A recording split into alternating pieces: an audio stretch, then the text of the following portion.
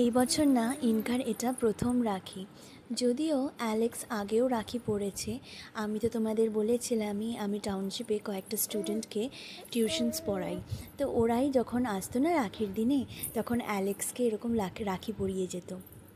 কিন্তু এই বছর ইনকার হাতে, মানে ওর বুনুর হাতে ও প্রথম রাখি পড়ছে।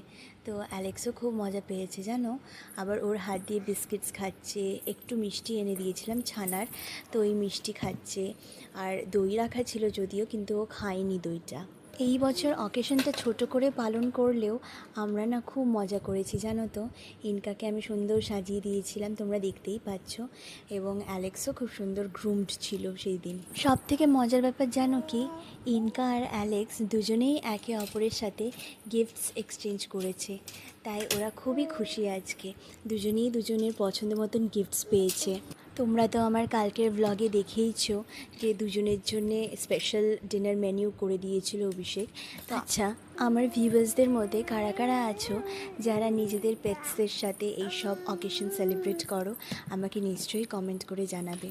আর আমায় ফটোও পাঠাবে, আমি দেখতে না খুব পছন্দ করি। তোমাদের কমেন্টসগুলো আমার পড়ে না খুব ভালো লাগে। তোমরা এখন সুস্থ থেকো, ভালো থেকো। আর এখন প্রচণ্ড ভাইরালস হচ্ছে, তাই তোমরা খুব ভালো থেকো। আজ গল্পটা এতটাই থাক, টাটা।